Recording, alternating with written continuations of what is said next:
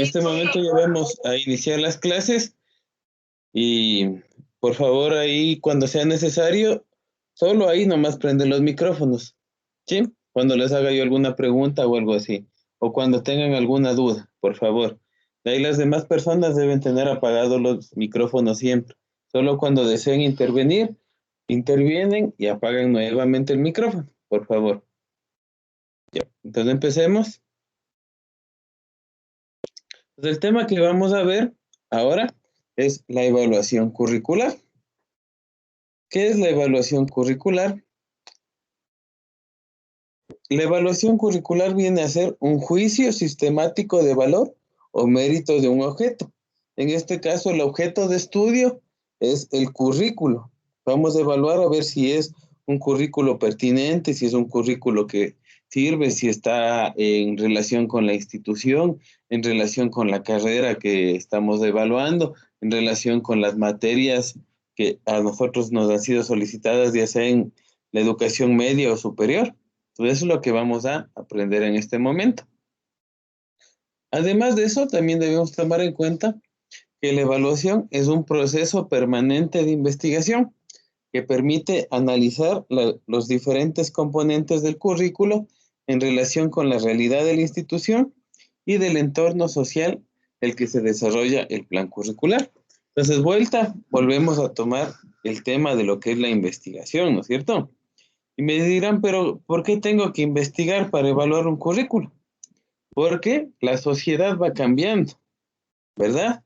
La sociedad va cambiando, va modificándose, asimismo como la realidad de las instituciones se va modificando.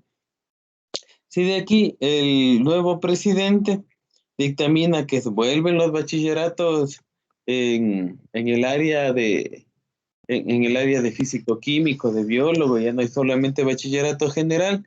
Entonces, ¿qué tendremos que hacer? Nuevamente realizar un proceso de reestructuración de nuestros planes analíticos, de nuestra currícula, de nuestra macrocurrícula, para nosotros poder nuevamente establecer un currículo que sea válido a la legislación, ¿verdad? Y así también válido con la realidad de la institución en la que yo esté. Por ejemplo, yo puedo diseñar un currículo para el área de sociales en una institución X y mientras que en otra institución me piden lo mismo, pero allá es una especialidad, es un bachiller en ciencias sociales. Entonces, esa persona en la una institución puedo dar de manera general los contenidos, mientras que en la otra institución tendré que dar más a profundidad, porque ya es un bachillerato especializado. Lo mismo pasa en la educación superior. Si me están pidiendo que dé matemáticas en ingeniería electrónica, va a ser una matemática totalmente diferente a la que tengo que dar, por ejemplo, en una licenciatura en turismo. O también totalmente diferente algo que yo tenga que dar, por ejemplo, en medicina. En medicina más tengo que centrarme a lo que es de estadística, bioestadística, no tanto enseñarles ecuaciones diferenciales, por ejemplo. Entonces, la currícula siempre tiene que estar adaptada a la realidad y también dentro de las currículas que nosotros establecemos, siempre tenemos lo que es la parte de los contenidos mínimos. Los contenidos mínimos debemos de establecerlos y ocupar todos los contenidos mínimos que se nos ha solicitado, pero adicionalmente nosotros podemos adicionar contenidos que nosotros estimemos convenientes o que sabemos que vamos a avanzar a dar en el tiempo. Es por eso es que ahí está nuestra parte de investigativa. En la educación superior, a los docentes nos dan bastante libertad en el momento de poder establecer esto.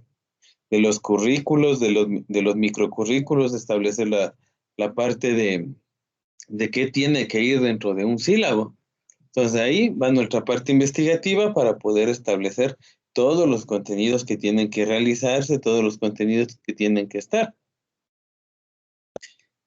También debemos tomar en cuenta que la evaluación curricular es un proceso que se da en forma dinámica, sistemática y de manera deliberada desde el inicio de la elaboración del plan curricular para suministrar validez, confiabilidad y objetividad. Entonces, mientras nosotros vamos elaborando nuestro plan curricular, también vamos evaluándolo para que nuestro plan tenga validez, confiabilidad y objetividad. Asimismo, pasará un año y nuevamente vamos a evaluar nuestro plan curricular para ver si sigue siendo objetivo, para ver si sigue siendo confiable y sigue teniendo validez. Cuando nos van cambiando a veces las resoluciones ministeriales, va cambiando la validez de nuestro currículo, ¿no es cierto? Y asimismo, si nos van cambiando en la parte de la educación superior, nos van cambiando el, la, la realidad donde nosotros podemos aplicar el currículo, ya se va perdiendo la validez y debemos ir modificando contenidos.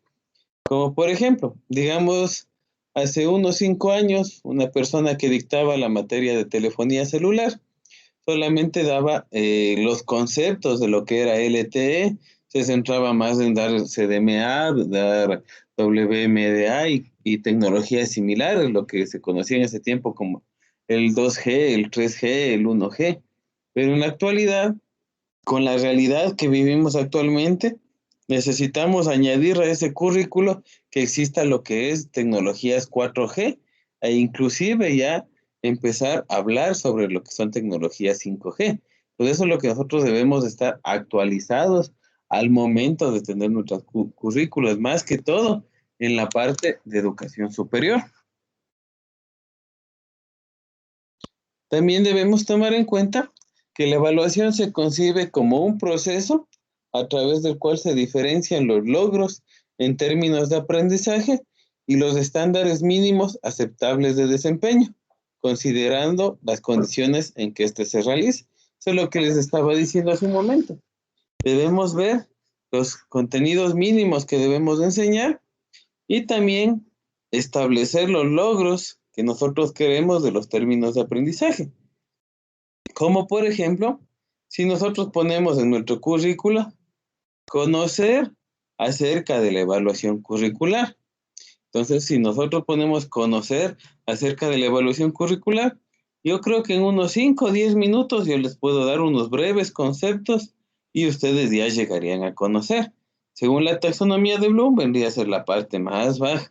Pero en cambio, si yo les digo entender, comprender, entonces ahí estamos ya en un segundo nivel de taxonomía de Bloom. Entonces ahí usted tendrá que tomarse mucho más tiempo, tal vez unas 2 clases de 2 horas, como es lo que nosotros tenemos aquí. Pero en cambio, si le digo aplicar una evaluación curricular, entonces ahí nosotros deberíamos pasar alrededor de 1 o 2 semanas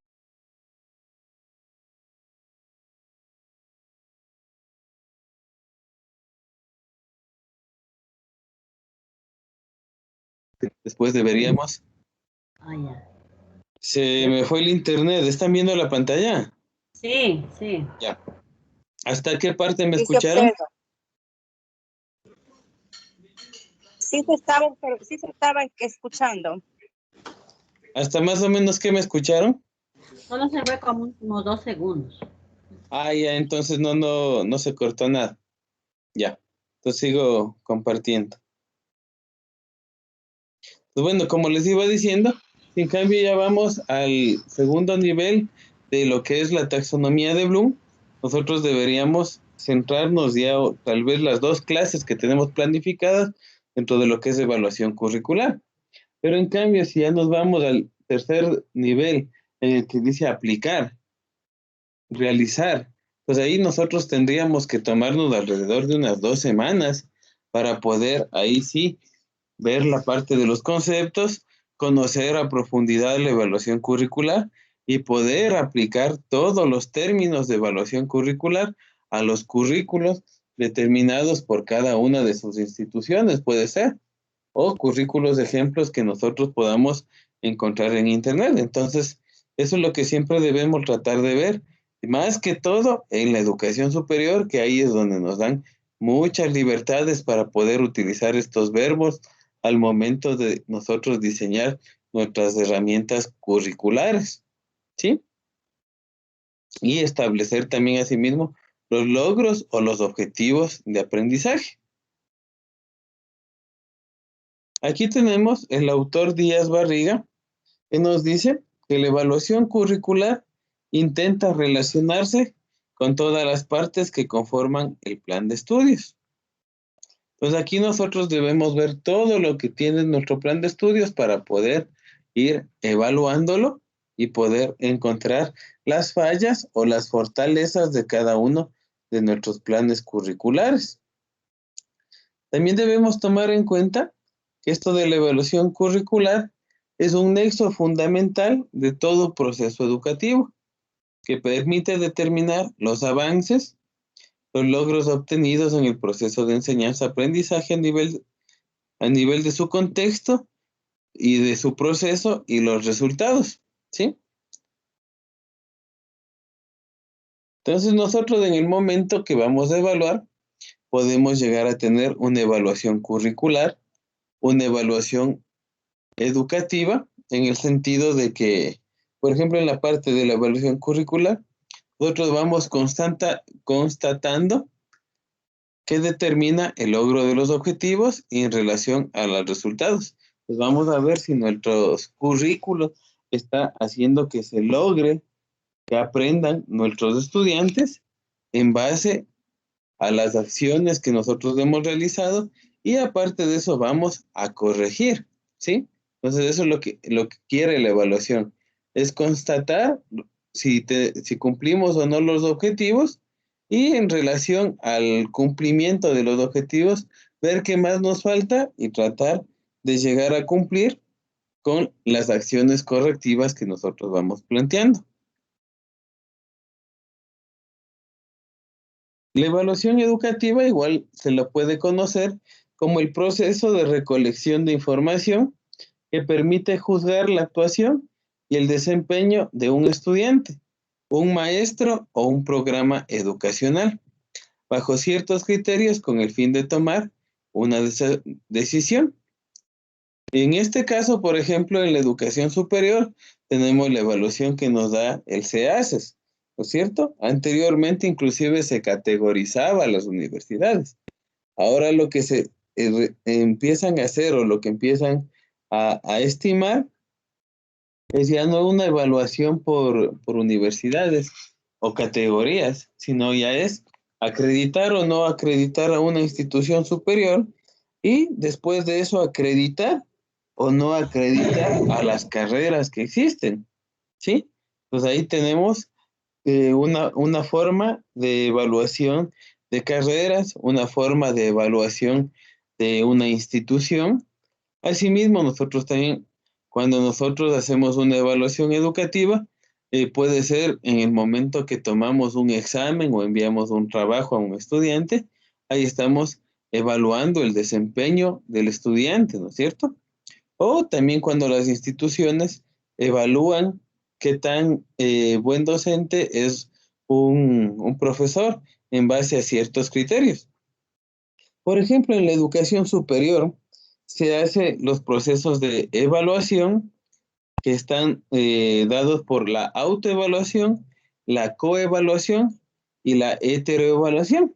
Entonces, aquí en estos procesos de evaluación interviene el estudiante, también interviene la autoridad superior del docente, interviene el docente en sí y también un compañero de trabajo que tenga similares actividades al el docente que se está evaluando. Entonces, a nosotros tener estos puntos de vista, tanto del estudiante como de las autoridades, como de nuestros compañeros de trabajo, o como de nosotros mismos, podemos llegar a establecer un puntaje evaluativo del docente. Y en esto siempre hay que tener mucho cuidado. ¿Por qué? Porque según el reglamento de la LOES, si usted llega a tener, me parece que 3 periodos consecutivos, una calificación menor al 70%, así usted tenga nombramiento, se queda sin trabajo. Pues evalúan en estos términos. En educación superior le evalúan si en la primera clase presentó su sílabo. Por ejemplo, eso le preguntan a los estudiantes. Si realiza las evaluaciones en la misma manera que se llegaron a los acuerdos o compromisos. Si el docente asiste puntualmente. Si el docente está evaluando de una manera correcta a sus estudiantes. En la parte investigativa también evalúan. ¿Sí? ¿Te escucho? ¿No? Bueno.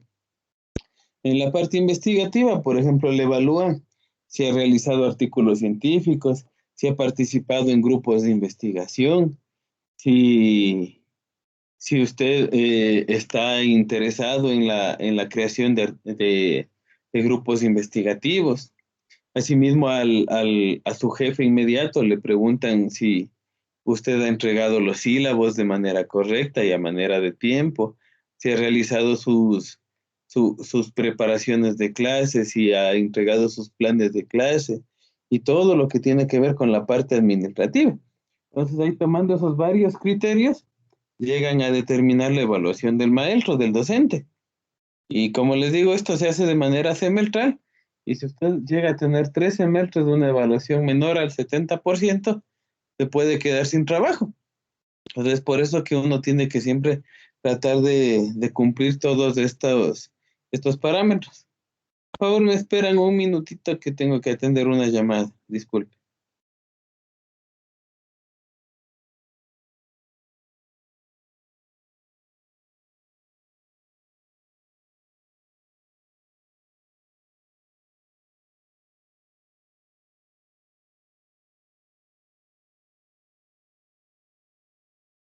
Ya. Discúlpeme por la interrupción. Y también otro concepto, bueno, ya volviendo a lo que es la parte de la evaluación curricular, nos dice que es un proceso integral, sistemático, gradual y continuo que valora el proceso de enseñanza-aprendizaje para determinar la conveniencia de conservarlo, modificarlo o sustituirlo, evaluar los planes y programas de estudios desde sus fundamentos teóricos, procesos en aulas y la evaluación de resultados de aprendizaje. Bueno, antes de pasar de tema, no sé si tienen alguna duda de lo que estuvimos conversando recién de la evaluación docente.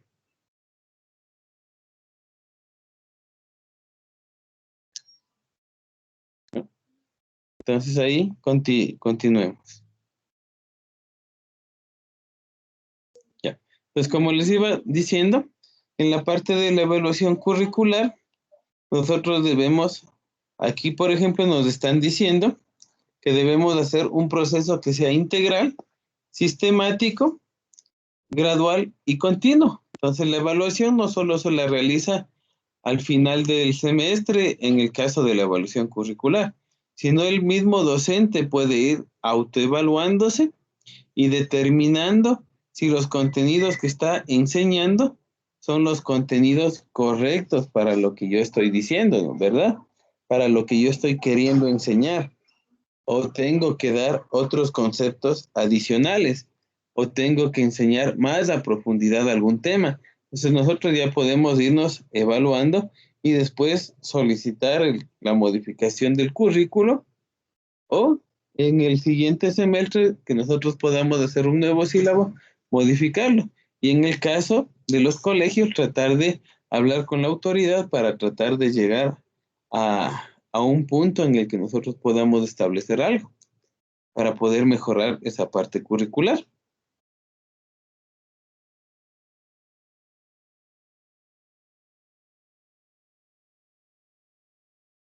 Entonces aquí nosotros llegamos a determinar si nos sirve o no para ver si lo conservamos, lo modificamos o realizamos una nueva planificación curricular, ¿sí?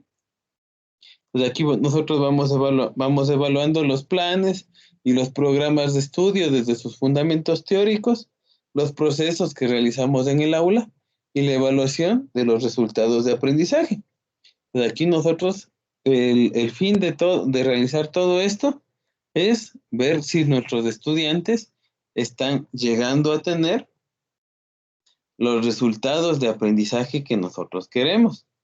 Si no llegan a tener esos resultados, tratar de ver la forma en que lleguen a tener esos conceptos.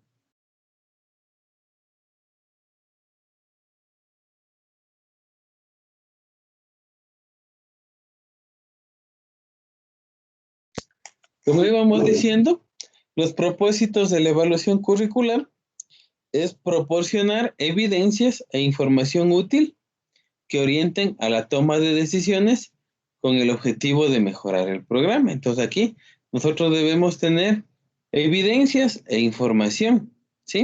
Que eso nos ayude para nosotros poder tomar decisiones, ya sea como docentes, como directores de aula, como vicerrectores, en el caso de la educación del magisterio, y dentro de las instituciones de educación superior, nosotros en el caso de ser vicedecanos, en el caso de ser directores de carrera, coordinadores de la evaluación de carrera, ahí nosotros vamos a tener esta herramienta para poder tomar las decisiones correspondientes.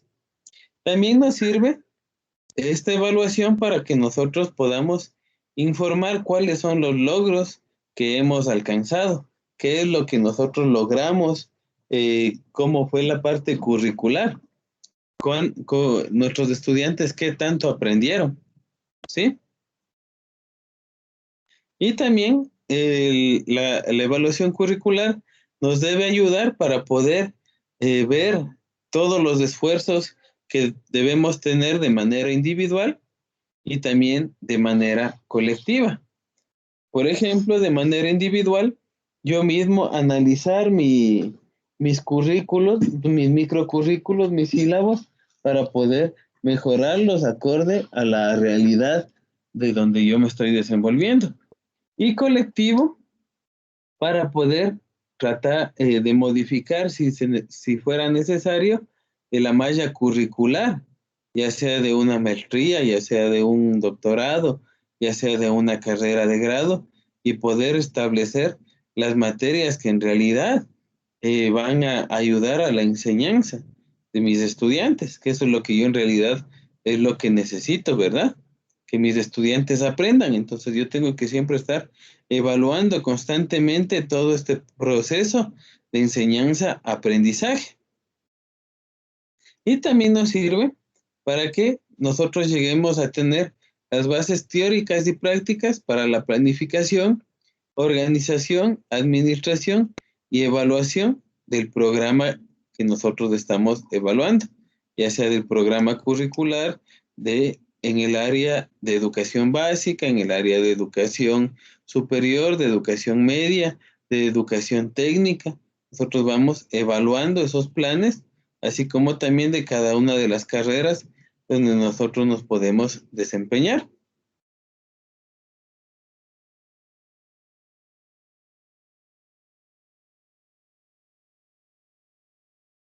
Aquí, este término que tiene Tyler es muy importante siempre tomarlo en cuenta.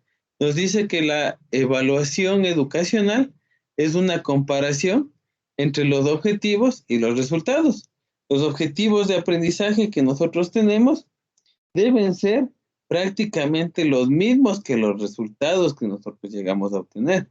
Si nosotros nos ponemos como un objetivo el comprender la evaluación curricular, entonces al momento de evaluarles a nuestros estudiantes, debemos tratar de ver que ellos hayan comprendido la evaluación curricular.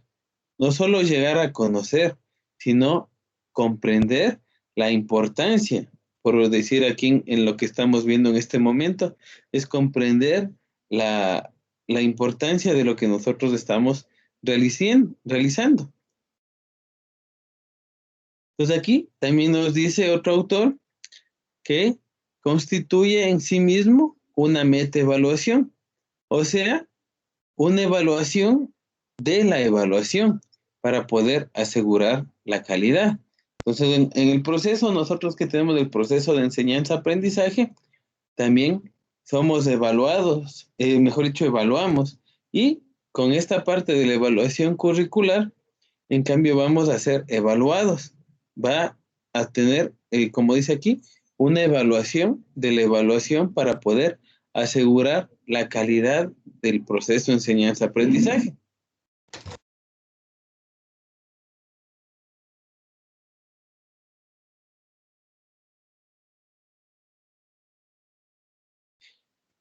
Este autor, Wheeler, nos dice que el currículo debe tener 5 partes, 5 fases. Pues en el momento que nosotros vamos a hacer la evaluación curricular, debemos ver que cumpla con estos 5 puntos, que es la selección de metas, fines y objetivos, la selección de las experiencias de aprendizaje, la selección del contenido que nosotros vamos a establecer, la organización e integración de experiencias y contenidos en el proceso de enseñanza-aprendizaje y la parte evaluativa. ¿Cómo vamos a evaluar a nuestros estudiantes? Por poner un ejemplo. Entonces, si mi meta es poder enseñar algo, yo tengo que tratar de ver una metodología precisa para poder enseñar eso. Como les pongo un ejemplo en el área de inglés. Si yo quiero desarrollar el speaking de mis estudiantes y nunca les hago hablar, ¿podré yo lograr que ellos hablen inglés o no? Si yo quiero que mis estudiantes aprendan a entender el inglés, si yo nunca les hablo a ellos, si yo nunca les hago preguntas en inglés, si yo nunca pongo una grabación en inglés para que ellos puedan entender el mensaje que está ahí, ¿yo podré hacer que mis estudiantes aprendan a entender el inglés o no? ¿Alguien alguna experiencia en este sentido? No tanto en la rama del inglés, sino puede ser en cada una de sus áreas del conocimiento. Puede ser en el área de matemática, de lenguaje y comunicación. Aquí sería muy bueno poder escucharles a ustedes qué tipo de experiencias de aprendizaje están utilizando para poder enriquecernos todos y poder aprender. ¿Alguien me puede dar un ejemplo, tal vez?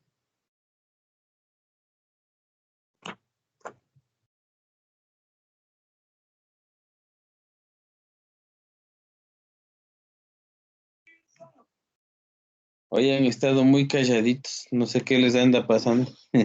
Conmigo Buenas siempre. noches. Ahí sí. Sí, se ¿Escucho? me escucha. Ya. ¿Sí? Bueno, ah, yo tengo experiencia en el área técnica. Yo trabajo en el área técnica en producción agropecuaria. Entonces, nosotros hacemos bastante la parte práctica. Entonces, en este caso, nosotros siempre estamos poniendo objetivos como realizar las prácticas por ejemplo, de ordeño mecánico, realizar las prácticas de inseminación artificial. En ese sentido, bueno, de mi experiencia nos ha ido bastante bien. O sea, nosotros no consideramos mucho la teoría, sino más bien la práctica. Entonces, en ese sentido, nos enfocamos también con nuestras metas y objetivos. Aquí me surge la duda. ¿Cómo están haciendo esto en esta época de pandemia, de virtualidad? Ya, bueno, en este caso, nosotros básicamente lo que hacemos es trabajar bastante con material audiovisual, pero ventajosamente estando en un sector rural, entonces el tema de aglomeración no es muy Ey, complicado. ven acá. Entonces hacemos grupos pequeños de Entra. 3 o 4 estudiantes y les llevamos una vez por semana a la finca donde realizan las prácticas y les mantenemos con distanciamiento. Ah, eso es muy interesante saber cómo lo han estado llevando. ¿Y hace cuánto les han dejado ya poder volver a la presencialidad a ustedes? Bueno, no presencialidad total, pero alguna manera de presencialidad que lo están viviendo. Ya, nosotros somos régimen costa y entonces el año anterior, desde el segundo quimestre, presentamos la propuesta. hicimos los grupos de trabajo y presentamos la propuesta. Entonces nos aceptaron. Entonces el quimestre anterior, el segundo quimestre, pudimos trabajar así. Este año estamos recién arrancando el año lectivo y aspiramos que también nos permitan de la misma manera poder continuar. Yo creo que sí, porque su experiencia, según lo que usted mismo me comenta, ha sido muy buena. Ojalá que le sigan dejando trabajar de esa manera. Y bueno, aunque sea con el material audiovisual como lo estuvieron utilizando antes, ese es uno tiene que darse los medios para poder enseñar. Y esto que es totalmente práctico se vuelve un poco difícil a veces. ¿Alguien más que nos quiera tratar de compartir sus experiencias? Sí, buenas noches. En el caso mío, trabajo en un colegio práctico de música. Desde el año anterior que existió la pandemia, el área y todos nos reunimos y se hizo de prácticamente hacer tutoriales. Cada clase tenemos que hacer tutoriales, dependiendo el grado de dificultad y especialmente para la básica superior. Nos ha ido bien, claro que no se puede decir un contexto bien alto, pero sí funciona, es la única manera de llegar hacia ellos. Y la manera de evaluarles a los jóvenes es ese momento que se les va dando poco a poco y ellos van regresando a la clase y se los va calificando y corrigiendo. Y los que no avanzan envían sus tutoriales. En ese sistema se ha venido trabajando todo el área técnica. Y sí nos ha funcionado. Claro que hay alumnos que por la conectividad es un poco complicado, pero al final de cada bloque se les deja una tarea para que ellos vayan a retirar o el representante retire. Se les manda una o dos tareas. Entonces ellos llevan y eso es lo que trabajan. Ese es el sistema. Bueno, hay muchas formas, pero la que más estamos aplicando es. Y a los alumnos que tienen dificultad, por ejemplo, yo trabajo con un alumno especial y con él vuelta a trabajo a las tardes. Y asimismo tengo que conectarme al teléfono y a la computadora. Entonces tengo que ir por procesos a un paso, a un ritmo seguro, pero trabajando poco a poco y muy repetitivo. Ese es el sistema que estoy aplicando, mejor dicho yo. Gracias. Y en la parte musical yo siempre he tenido la duda. ¿Los instrumentos lo debe tener el estudiante o lo proporcionan los colegios? No, el estudiante debe tener su instrumento. Hubo el caso de un estudiante de octavo que no ha tenido, entonces se le facilitó uno que había en la institución. Pero todos tienen su instrumento, si no, ¿cómo funciona el sistema? Es una obligación tener el instrumento. Y Ya. Eso nomás, gracias. Ya. Muchas gracias. Tal vez alguien en otra parte, en otra medida de la virtualidad que nos pudiera contar Sí, su muy buenas experiencia. noches. ¿Le escucho? Buenas noches. Marlene Aguirre le saluda, Loida Marlene Aguirre. ¿Cómo está? Mire, yo Buenas. soy docente de nivel básico medio y nosotros estamos trabajando por medio de las fichas pedagógicas semanales que manda el ministerio, adaptando a nuestras planificaciones de acuerdo a nuestro entorno y a nuestras necesidades como institución. Entonces, sí, es un sistema que realmente nos ha traído un poco de dificultad. ¿Por qué? Porque, por ejemplo, si nosotros trabajamos en la materia de lengua, usted conoce, hay muchísimo, es muy extensa la materia de lengua y literatura. Y ahí tenemos que trabajar ortografía, caligrafía, y dentro de este sistema virtual que estamos, no vamos a poder desarrollar fácilmente ese tipo de actividades. Tenemos que tomar en cuenta que hay las clases sincrónicas y las clases asincrónicas. Entonces se les pone la ficha de acuerdo a la planificación con los objetivos, con el trabajo que vamos a realizar, los temas que vamos a realizar en cada área y una o dos tareas en cada materia.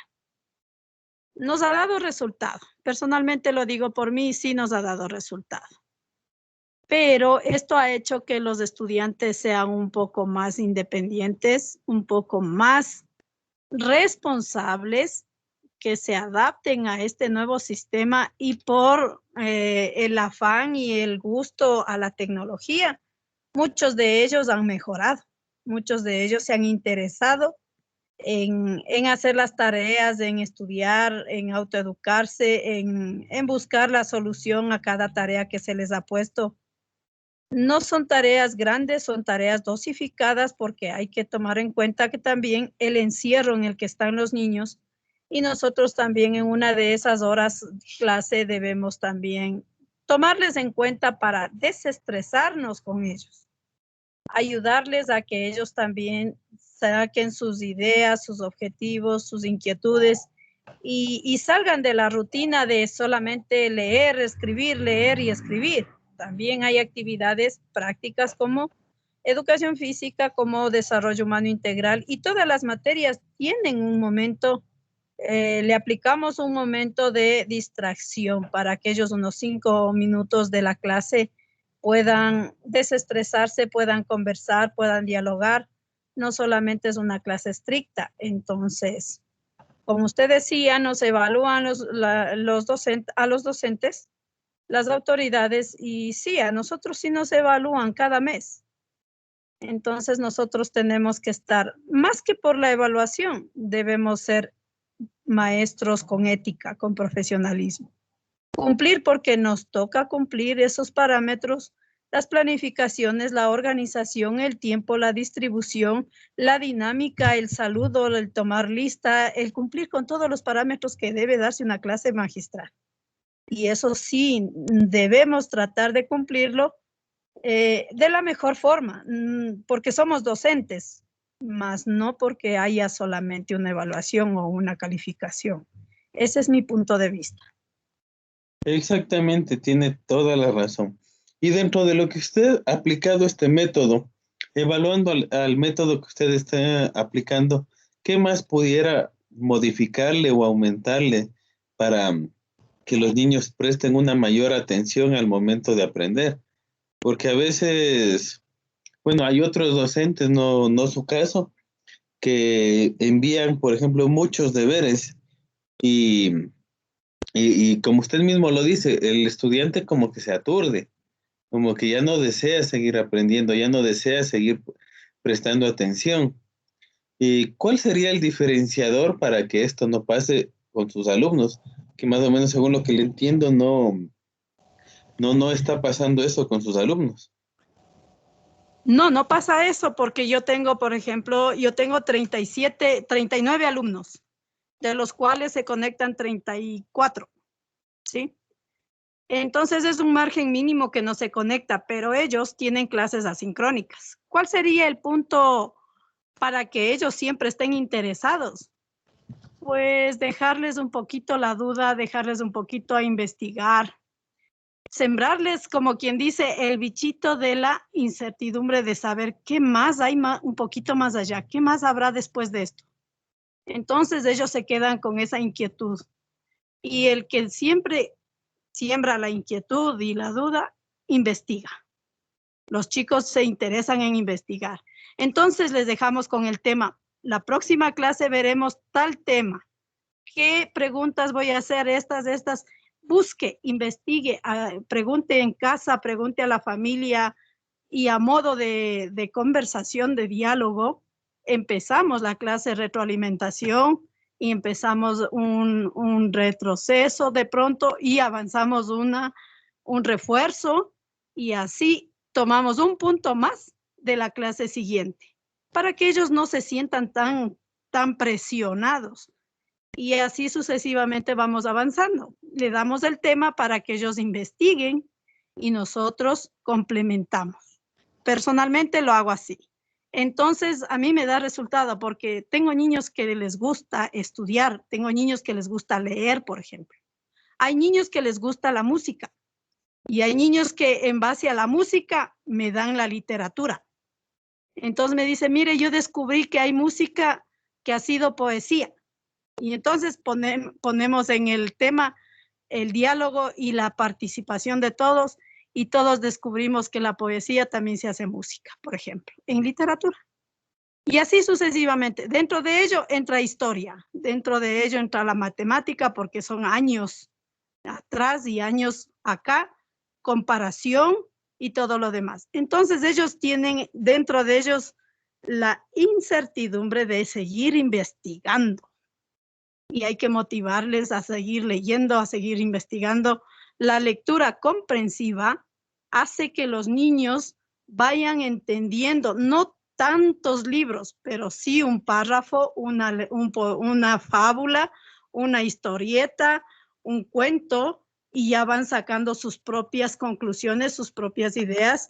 Y no es menos cierto que los padres de familia también nos pueden ayudar muchísimo contándoles los abuelitos cuentos, historias, y así sucesivamente los niños van aprendiendo. Entonces nos vamos uniendo alternativas para poder reforzar el aprendizaje en casa y con la maestra. Así los niños pueden ellos no sentir la presión de estar solo encerrados. Entonces también les damos un día, un espacio que se llama Desarrollo Humano Integral, en donde ellos pueden dar sus puntos de vista, sus ideas, sus propuestas, qué tema quieren hablar, qué tema quieren tratar, y entonces nosotros canalizamos. Somos, por ejemplo, yo estoy como maestra de sexto de básica. Sexto, séptimo, octavo, noveno, décimo. Es una edad en la que se les puede ayudar de esa manera para que los niños también no sientan mucho el encierro en el que estamos en este último tiempo de pandemia. Gracias. Es muy interesante poder escuchar todas estas perspectivas y esta forma de que ustedes están enseñando. Eso llega a enriquecer y hacer que aprendamos todos por igual. También me gustaría ver si está alguien aquí de la rama de artes. Es como que me da un poquito de curiosidad cómo están afrontando este tipo de las experiencias de aprendizaje. ¿Cómo están afrontando la parte de la rama de artes? Esperemos que tal vez esté alguien conectado.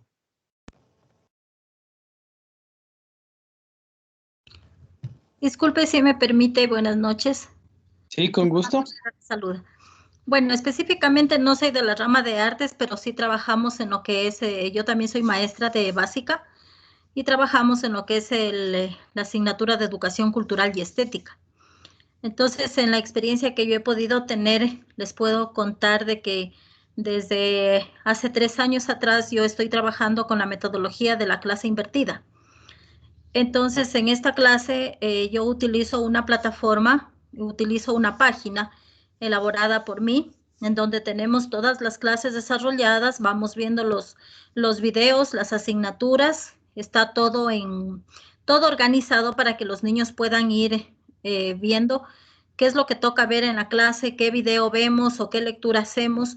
Y realmente esta metodología que yo la vengo aplicando desde hace 3 años me ha dado un excelente resultado. En todas las asignaturas. No puedo decir que en una más o en otra menos, porque en realidad nosotros en básica trabajamos de una forma interdisciplinaria. Entonces, lo que aprendemos en lengua lo aplicamos en matemáticas, lo aplicamos en ciencias, lo aplicamos en las artes. Entonces, ha sido una experiencia bastante buena el poder aplicar la tecnología dentro del aula y sobre todo en el año anterior que empezamos la pandemia, en el caso de mis estudiantes, ya no tuvieron ninguna complicación porque ellos estaban acostumbrados a tener una plataforma, a seguir las clases en la plataforma y luego conmigo. Entonces ha sido una gran ventaja el hecho de poder trabajar con la tecnología desde un poquito antes de que llegue la pandemia. En cuestión de las artes, es bastante interesante ver cómo a través de la situación vivencial se desarrollan muchas actividades que son bien interesantes. Por ejemplo, en básica, en artes, nosotros tenemos lo que son el teatro de sombras, lo que es el teatro de títeres. Entonces aplico la metodología pues del juego, ¿no? Y la metodología también de los roles y algunas otras situaciones, ¿no? Algunas, bueno, didácticas más bien. Algunas estrategias que nos ayudan para poder que los niños aprendan la asignatura, desarrollen las destrezas y puedan aplicarla. Yo trabajo mucho con lo que es la motivación. La motivación les ayuda mucho a los niños para que ellos puedan conectarse con lo que nosotros como maestros queremos enseñarles. Esto me ha dado a mí muy, muy buen resultado y hemos logrado desarrollar algunas obras de teatro en virtual, como estamos ahora, ¿no? Pero hemos desarrollado 2 o 3 obras de teatro con los niños. Hemos desarrollado también, por ejemplo, el hecho de hacer el teatro de sombras con dramatización, la lectura de poemas con dramatización a través de títeres, algunas cosas bastante interesantes que se ha logrado hacer a través de aparentemente no había cómo hacerlo, por lo que no estamos en presencia, pero los chicos también aprenden a manejar la tecnología, entonces hemos logrado armar algunas escenas de teatro de algunas vivencias muy buenas y muy bonitas que los chicos han presentado. Entonces, esta es la experiencia que yo he trabajado con lo que es la clase invertida. De esa manera he logrado desarrollar con mis estudiantes, como les digo, muchísimas habilidades que normalmente no se las logra, ¿no? Pero que a través de esta metodología sí se logra desarrollar. Eso es mi aporte, compañero y compañeros. Me parece Hola, excelente, buenas noches. excelente.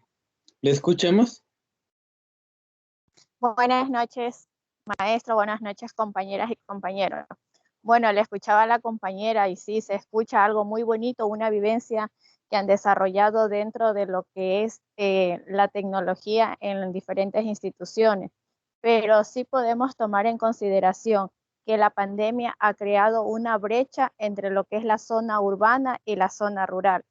Le hablo como docente de una zona rural, donde los estudiantes hay domicilios que no cuentan con energía y el internet, allá no existe el internet, no hay ni llamadas normales, nada. Y muchas de las fichas que siempre nosotros hemos hablado con los asesores pedagógicos, que habían fichas de que se las basaba a la realidad de las zonas urbanas, no las zonas rurales, cuando es un mundo muy diferente. Actualmente en la costa empezamos a trabajar, y aquí hay compañeros que están que trabajan también. Antes el Ministerio de Educación nos emitía las fichas y nosotros de ahí las podíamos adaptar a nuestra realidad. Ahora qué bueno que el Ministerio de Educación nos ha dejado que basado en la caja de herramientas nosotros podamos desarrollar nuestras fichas pedagógicas para poder llegar a la comunidad. Para yo poder llegar a la comunidad con mis estudiantes es un laberinto. ¿Por qué? Porque tengo que tener la autorización del COE cantonal. Llegar a mis estudiantes, no puedo tener el contacto directamente con ellos, porque actualmente las fichas que estamos entregando con los estudiantes lo hacemos con los padres de familia porque estamos en las pruebas diagnóstico. Pero cuando nosotros llegábamos con las fichas a los padres de familia era muy duro. ¿Y por qué es muy duro? Porque estamos hablando de papitos y mamitas que no saben leer ni escribir y se nos presentaba otra dificultad. Y esas dificultades son las que nosotros, los profesores de la zona rural, pedimos al gobierno de que se nos ayude. Hoy estuve yo en mi comunidad y para mí fue muy duro porque nosotros como docentes y que tenemos un sueldo, pese que tenemos un sueldo, no nos alcanza. Me dolió mucho cuando un padre de familia me dice, profesora, cuento ya con el internet porque tiene una hija de universidad y 2 hijos de colegio.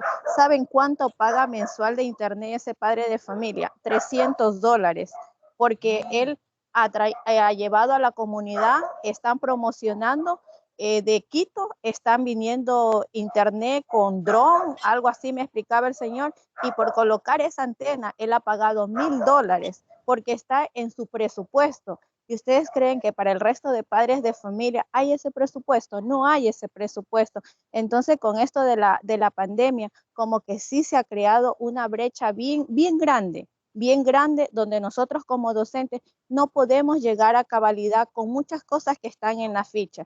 Y ahora qué bueno que el Ministerio de Educación nos dio, como quien dice, una página abierta para que nosotros elaboremos nuestra ficha. Son realidades, compañeros, muy diferentes y que en verdad yo las felicito a las compañeras que participaron hace un momento de que ustedes puedan compartir con sus estudiantes estas vivencias. Gracias. Qué complicado que son ver dos mundos totalmente diferentes. Son dos cosas totalmente diferentes las que vivimos.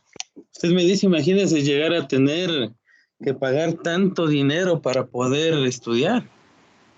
Y lo peor es que en el caso de señores hasta se torna algo obligatorio inclusive por la hija. Chuta, qué complicado es la realidad que estamos viviendo ahora. Esperemos que ya pronto puedan vacunar a todos y volvamos a la normalidad para no estar en estas situaciones.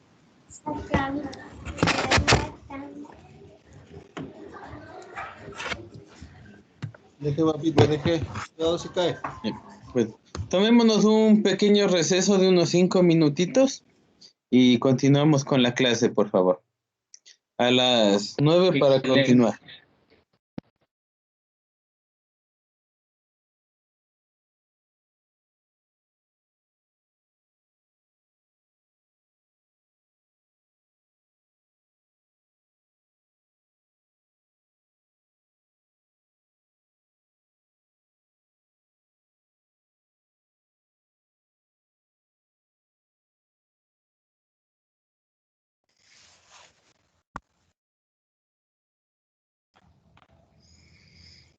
Aquí sería el currículum.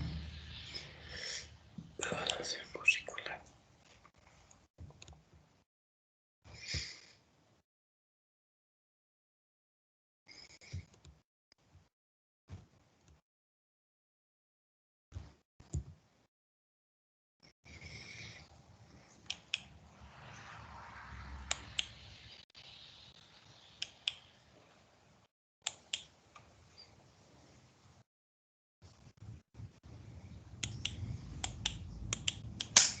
Carambas.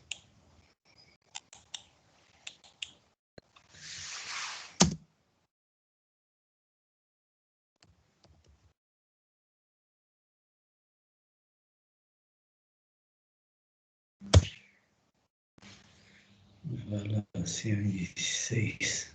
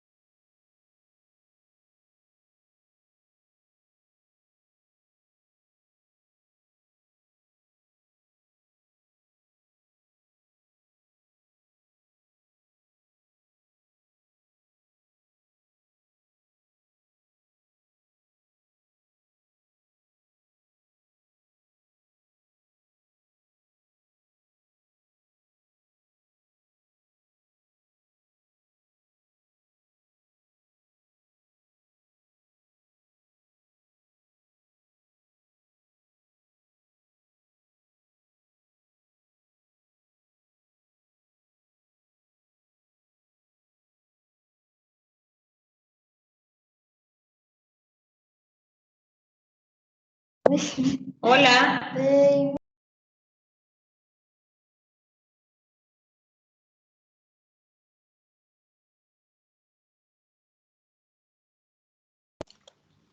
Hola compañerita, aquí estamos, presente.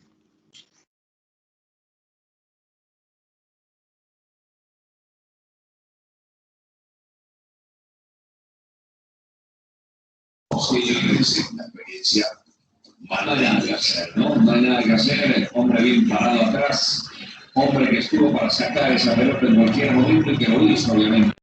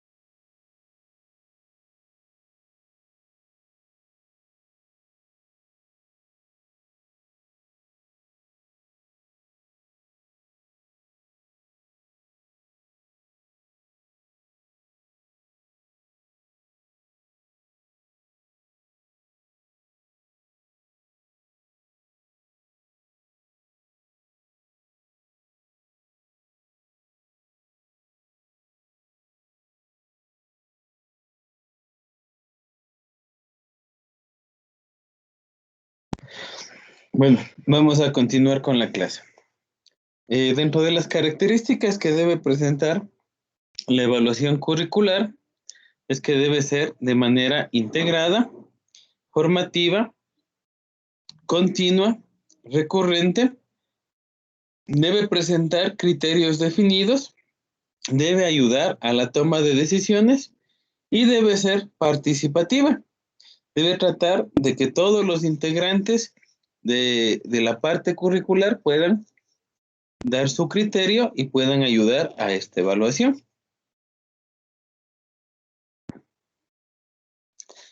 Mientras que los objetivos de la evaluación curricular deben ser el evaluar el nivel de actualización curricular que tenemos. ¿Qué tan actualizado está el currículo? Por ejemplo, en la parte de la educación superior, nos exigen que las bibliografías que nosotros estamos presentando sean máximo de 5 años atrás.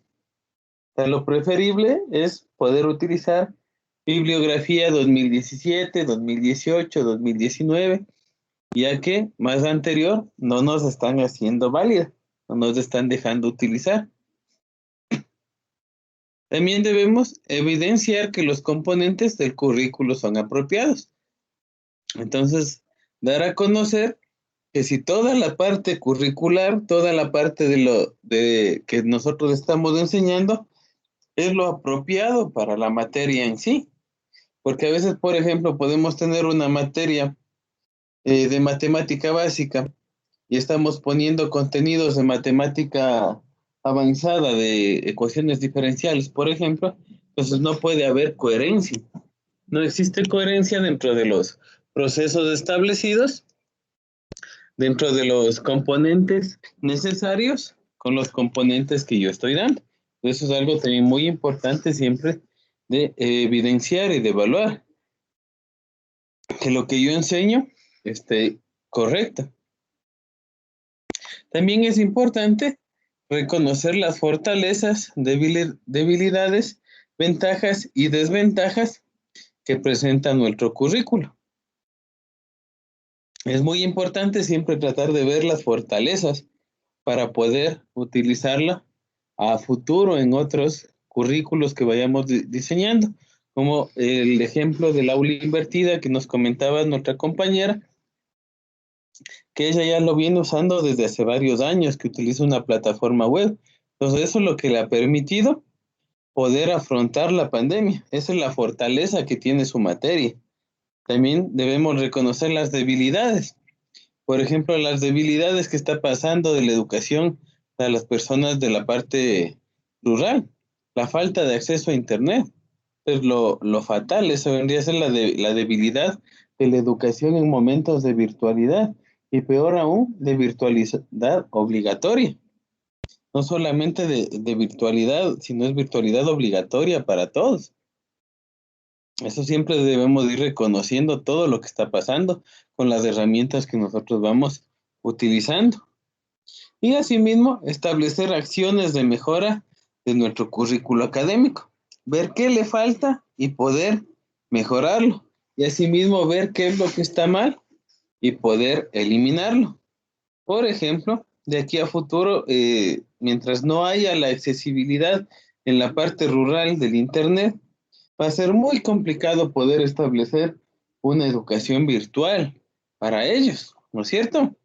Pues ahí es donde nosotros podemos solicitar después ya la eliminación de la virtualidad en la parte rural, mientras que en la parte urbana, la virtualidad tal vez ya se llegue a ser parte de la cotidianidad debido a la conexión que sí existe, a las facilidades del Internet, a los precios bajos en relación a lo que nos presentaba nuestra compañera, que nos decía que el señor pagaba $300, mientras que aquí en la ciudad con $20 podemos ya contratar Internet.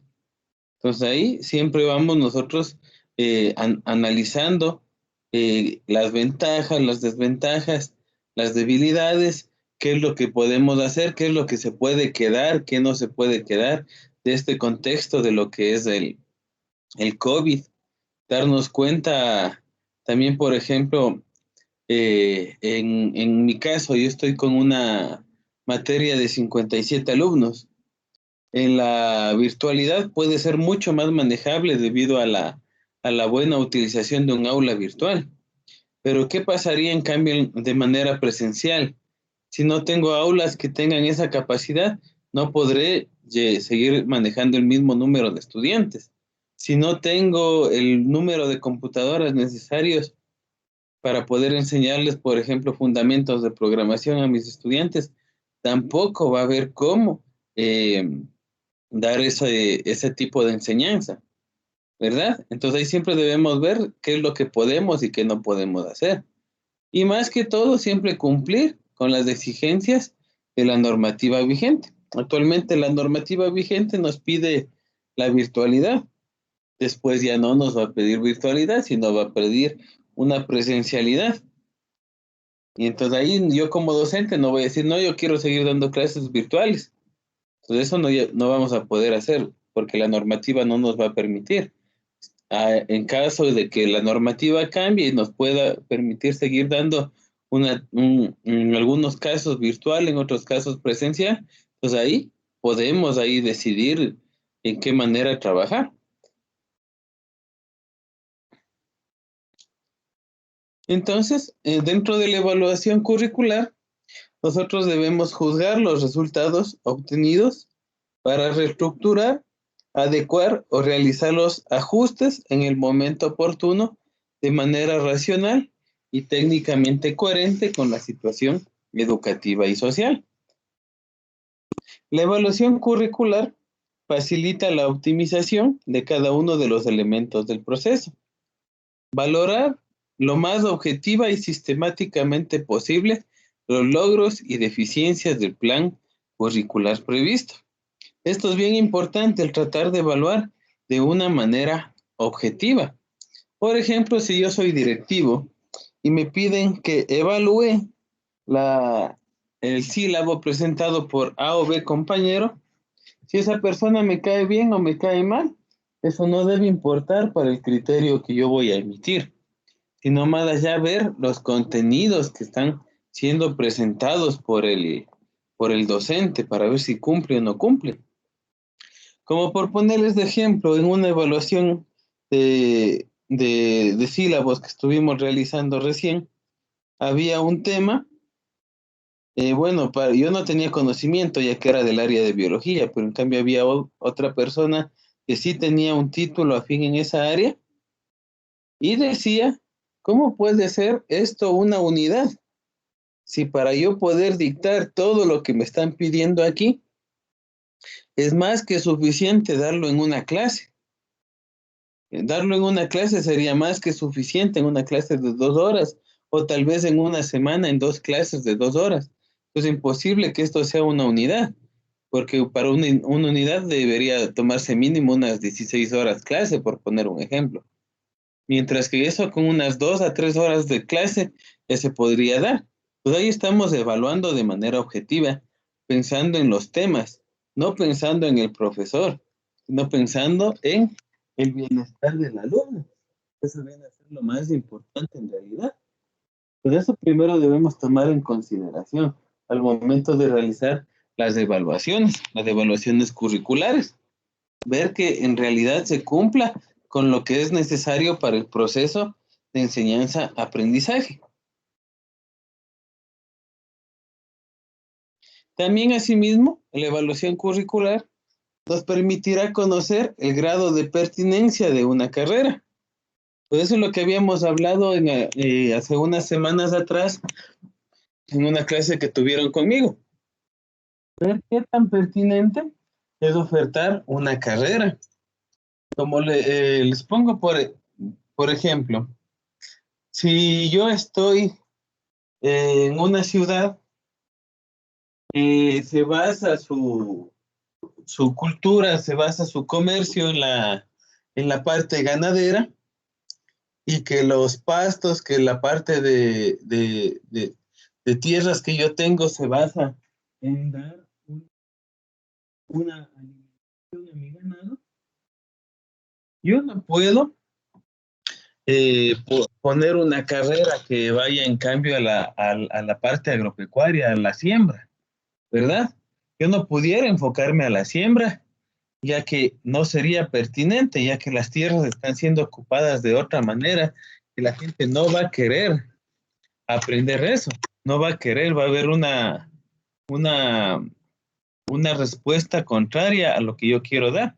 O por ponerles un ejemplo, aquí en la provincia de Chimborazo, donde yo vivo, si yo propongo, si yo tengo una carrera de biología marina, alguien vendría a estudiar, o más allá de que venga a estudiar o no gente, porque tal vez puedo tener estudiantes en esa carrera, ¿tengo yo las condiciones adecuadas para enseñarles biología marina aquí en la provincia de Chimborazo o no? ¿O tendría que yo obligatoriamente estar en una universidad que se encuentre a pocos minutos del mar para ir, sí, poder ir a investigar, ir a aprender, poder ver la realidad de la biología marina, por ejemplo? ¿No es cierto? Entonces ahí nosotros debemos ver la parte pertinente que tiene esa carrera. Y la pertinencia no solamente indica si voy o no voy a tener yo estudiantes, o si voy o no voy a poder enseñarles a mis estudiantes cierta materia, ciertos contenidos, ciertos aprendizajes, sino también la pertinencia quiere decir que yo sepa que mis estudiantes van a conseguir trabajo. Entonces, saber que ellos puedan llegar a tener este trabajo. ¿Y cómo hago todo este proceso de saber o no, si es o no pertinente una carrera? El proceso de pertinencia se basa en conocer los criterios de varios entes participativos. Por ejemplo, la parte legislativa. ¿Qué nos dice la parte legislativa acerca de la carrera? ¿Habrá o no habrá apoyo del Estado ecuatoriano para que esa carrera se abra aquí? Segundo, establecer si vamos o no vamos a tener estudiantes. Entonces, ¿cómo hago yo eso? Yendo a entrevistar, yendo a hacer encuestas en los colegios de las ciudades cercanas a mi universidad, a la zona donde yo me estoy desempeñando, a la zona donde yo estoy viviendo. También necesito el criterio de los empleadores. Entonces, a los empleadores les pregunto si van a tener algún puesto donde puedan laborar futuros profesionales, cuántas personas trabajan, cuál es la proyección que llegaría a tener esa carrera. También le pregunto cuáles son las necesidades que yo puedo necesitar o que deben aprender los profesionales para yo poder ofertar esa carrera.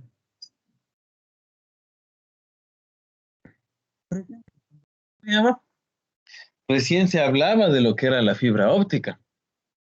Entonces recién estaba empezando. Entonces ahí ya debieron haber establecido que a futuro los profesionales que se gradúen en 5, 4 años después, 3 años después, necesitan ya conocer y manejar las tecnologías referentes a lo que es fibra óptica. Estableciendo realizando una evaluación curricular idónea, eso debió haber sido. Mientras que si yo no hago una evaluación curricular, no voy a poder establecer contenidos mínimos coherentes para mi carrera, coherentes para yo poder ver y determinar qué es lo que yo tengo que enseñar dentro de las carreras que nosotros vamos determinando.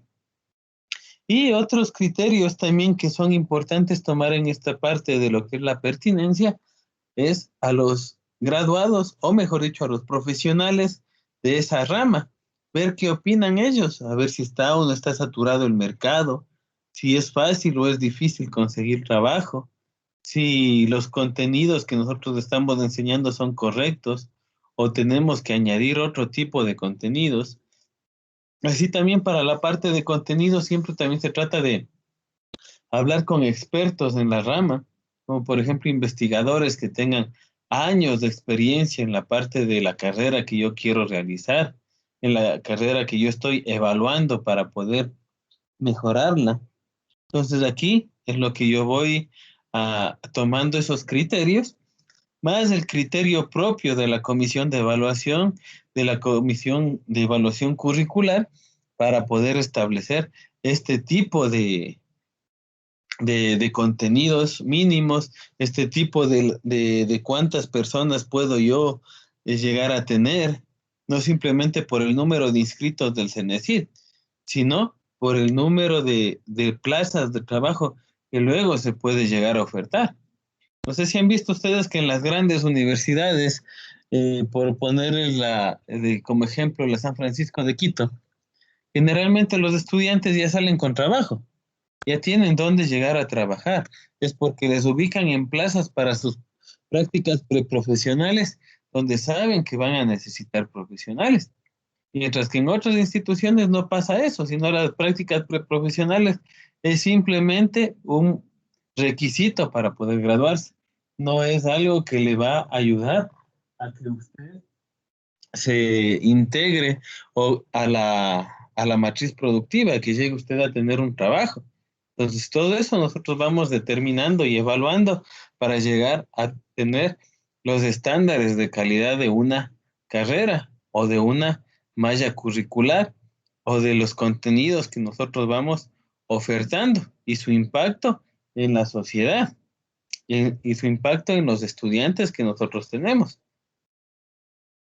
Como les iba diciendo, también el mantener actualizado el currículo para que dé respuesta a los problemas de la población. ¿Y cómo mantengo actualizado el currículo? Pidiendo la opinión de las personas que les mencioné anteriormente. En el momento que ellos nos dan su opinión, nosotros vamos a poder establecer y saber qué es lo que requiere la sociedad, cuáles son los problemas, como por ejemplo lo que nos decía hace un momento, era importante poder llegar a tener internet en la parte de urbana a veces es demasiado complicado. Entonces aquí es donde yo necesito profesionales de tecnologías de la información o profesionales de telecomunicaciones o profesionales del área de redes que me ayuden a solucionar este tipo de problemas de conectividad, que me ayuden a presentar la parte rural no está siendo atendida con este derecho. Actualmente, según la Constitución del Ecuador, el Internet es un derecho, no está llegando a tener. Entonces necesito yo profesionales para que puedan hacer un tendido de red en esa área, con tecnologías mucho más baratas que la que está aplicando el señor. Imagínense, en la ciudad vale $20, en el campo vale $300 y necesito $1,000 para instalar una antena especial. Entonces los costos no son buenos. Pues yo necesito algo que ayude a popularizar el Internet en esas zonas con los mismos costos que tienen en la zona urbana. Pero esa es una necesidad que tiene la sociedad y esa es una necesidad que tiene que tratar de solventar los profesionales que las universidades van sacando. Sí, buenas noches. ¿Sí, le escucho? ¿Cómo están, compañeros? Maestro, buenas noches. Una situación que, escuchándole, me llega a la cabeza muchas cosas que uno va viviendo en el camino educativo. La pandemia lo que nos ha permitido es simplemente darnos cuenta de las debilidades y los horrores que hacemos en el sistema educativo, porque lo único que hemos visto solamente son inequidades. Hemos visto una tremenda diferencia, lo que decía una compañera tan acertadamente, cómo ellos hacen magia, voy a decirlo así, magia con los estudiantes del sector rural, donde les estafan, porque yo creo que ese señor que instaló una antena de $1,000 fue estafado, porque en la pandemia no se limitó a la gente que vendía estos servicios, a la gente que vendía oxígeno, les llegaron a costar hasta $1,500 un tanque de oxígeno, dejaron que la gente dispare los precios, cuando el gobierno debió haber, con el ejército y con la policía, haber limitado los precios y prohibir que se suban los precios de esos servicios que eran urgentes conseguir. Y mire, nos limitan, nos deja ver esta situación, nos deja ver la crisis que tiene la educación, y nosotros cometemos el error de pedir volver al sistema anterior, cuando honestamente todos sabemos que el sistema anterior tampoco funcionó.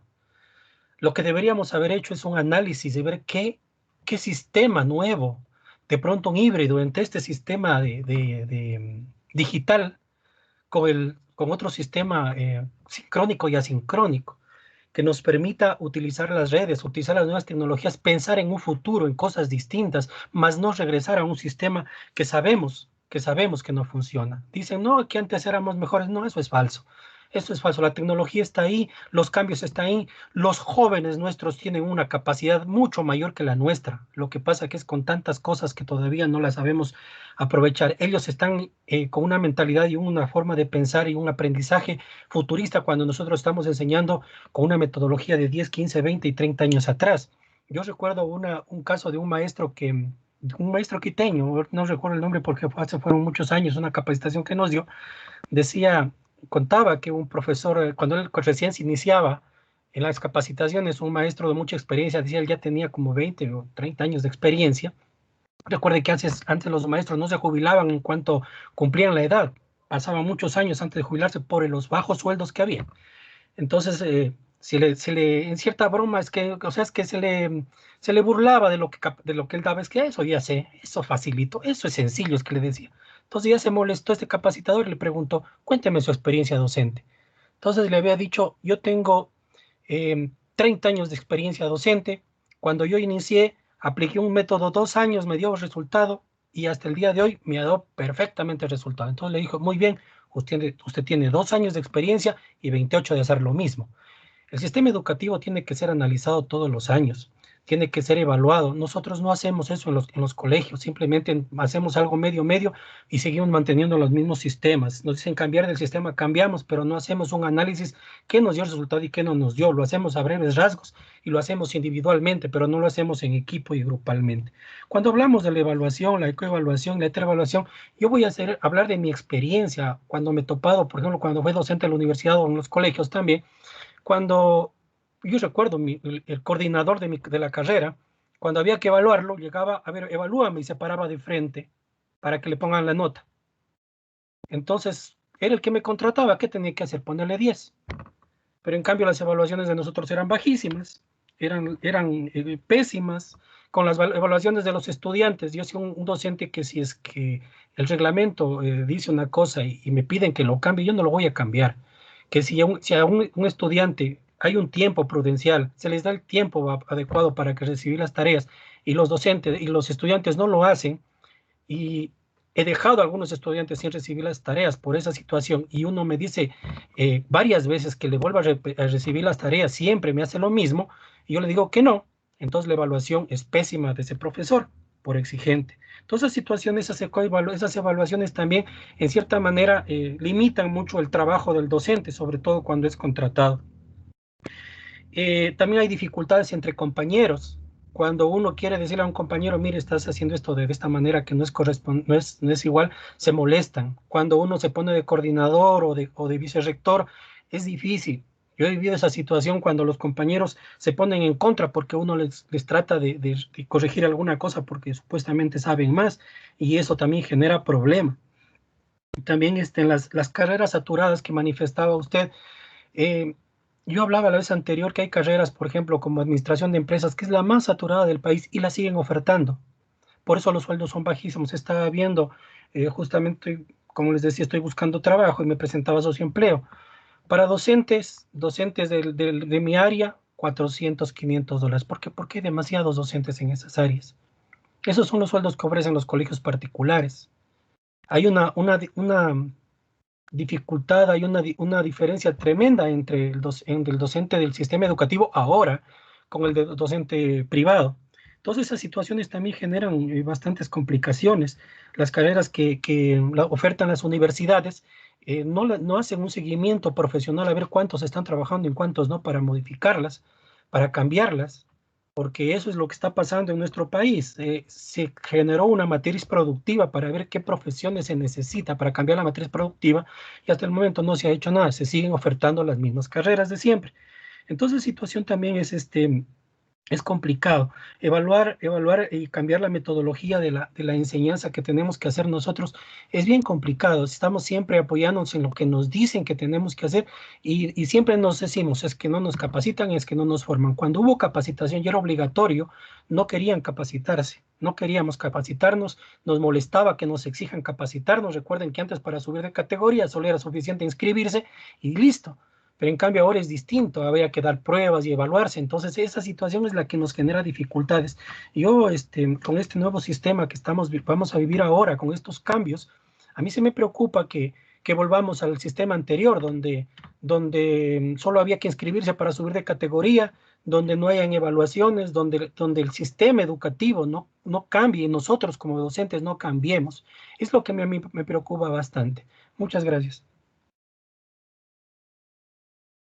Muchas gracias por sus comentarios. Pues sí, sí es verdad. La frase que usted nos comenta de los años de experiencia que uno puede llegar a tener. Hay mucha gente que ha trabajado varios años, pero su experiencia no va aumentando, ya que hace de forma monótona las cosas. Entonces aquí nosotros debemos tratar en ese sentido de aprender, innovar, seguir siendo mejores docentes para ser el ejemplo de nuestros estudiantes y no simplemente sentarnos a repetir siempre. Ahí está el reto de lo que es la evaluación curricular. Y también como nos manifestaba, una evaluación curricular mal utilizada, una evaluación del desempeño docente mal usada, también es una herramienta mala. Hay veces que los estudiantes no les gusta que les exijan y ponen la nota que quieren. Hay veces que los mismos compañeros tienen malos gustos, digamos, los revanchismos con algún docente y utilizan la evaluación docente de manera mala. Por eso, como les decía yo, la evaluación debe ser objetiva para no tomar en cuenta la parte, digamos, la parte personal de cada uno de nosotros. Es por eso que nosotros debemos tratar de que los estudiantes, que los docentes sean sean personas honradas, correctas, para que realicen una evaluación correcta en todo sentido, de la parte curricular, de la parte docente, de la parte institucional, y que no sea simplemente una evaluación por lo que nos piden, por lo que nos exigen o por la subjetividad que nosotros lleguemos a tener, sino tratar siempre de evaluar con los parámetros definidos y acorde a las leyes que nos van implementando. Por ejemplo, hay un manual de evaluación de carreras, entonces nosotros debemos basarnos en ese manual para poder evaluar a las carreras que nosotros estemos realizando, ya sea la evaluación como comisión de carrera o una evaluación externa con fines de acreditación. Entonces, todo eso debemos siempre tomar en cuenta al momento de realizar nuestras evaluaciones, que tiene que ser lo más objetiva posible, ¿sí? Bueno, continuando, dentro de las razones para realizar la evaluación curricular, está que ayuda a determinar la conveniencia de conservarlo, modificarlo o sustituirlo, como ya lo habíamos visto, para ver si lo mantenemos o lo modificamos o sustituimos a nuestras mallas curriculares o inclusive a la carrera entera. También nos permite mantener un seguimiento permanentemente reflejado a través del control de la calidad del programa. Entonces, eso es lo que nos están pidiendo, que la evaluación sea para poder medir la calidad que tiene un programa académico. Entonces, por eso que nosotros vamos teniendo muchas formas de evaluar, muchas formas de ver la evaluación para tratar de llegar a tener una calidad educativa. ¿Y cómo se obtiene la calidad educativa? Cumpliendo todos los parámetros que nos van solicitando, todos los parámetros que conlleven a que exista un proceso de enseñanza-aprendizaje adecuado, que los objetivos que nosotros nos hemos trazado con nuestro plan curricular lleguen a ser cumplidos en su totalidad. Eso es lo que garantiza la calidad educativa, que el estudiante aprenda lo que el docente le trata de enseñar, le da a conocer. Dentro de los problemas de realizar una evaluación curricular, y bueno, hablemos también un poco de la evaluación docente que nos daba su compañero los términos. La calificación, a veces podemos tener malas calificaciones o bajas calificaciones por falta de objetividad, por falta de que el evaluador no es objetivo. Puede ser, digamos, que en una evaluación de una institución educativa, yo sé quién me va a venir a evaluar, le paso un dinerito y mi institución educativa llega a estar galardonada entre las mejores de la provincia. Pero el rato que mis estudiantes se gradúan, no consiguen cupo en las universidades. Entonces, no es verdad que ha habido educación de calidad, porque no se está evidenciando de manera correcta que mi colegio sea categoría A, que sea de lo mejor de la provincia, si mis pobres estudiantes no pueden llegar a tener cupos, porque en realidad no hay calidad educativa. También otro problema es que a veces formulamos mal nuestros objetivos, o formulamos bien nuestros objetivos, pero no evidenciamos el cumplimiento. No llegamos a tener una evidencia correcta del cumplimiento. Por ejemplo, si hay un ítem que dice docentes de calidad, y yo tengo 10 docentes con maestría y 2 con PhD, y todos tienen cuarto nivel aquí en esta institución. Eso puede ser una representación de calidad o una representación de cuántos docentes tienen maestría y PhD. Eso no es una evidencia de calidad, sino la evidencia de calidad correcta sería qué tantos conocimientos llegaron a tener mis estudiantes, para ahí sí poder establecer que tengo docentes de calidad, ¿sí? Y lo que les decía hace un momento, el involucrar los intereses humanos e institucionales. Digamos que yo voy a evaluar un colegio, y justo en ese colegio estudia la hija de mi prima, por ponerles un ejemplo. Yo voy a decir, de ley tengo que ponerle buenas calificaciones al colegio para que no le cierren el colegio donde estudia la hija de mi prima, porque si no, luego ¿dónde voy a estudiar? Entonces ahí están jugando intereses humanos, intereses personales o intereses institucionales. Digamos que como institución a mí me interesa acreditar y voy a hacer todo lo posible para que a mí me den una buena acreditación, pero sin realizar los objetivos, sin tener las evidencias, sin haber hecho los parámetros necesarios para poder acreditar, sino simplemente yo trato de pasar un dinero por ahí y ya acredito y se acabó.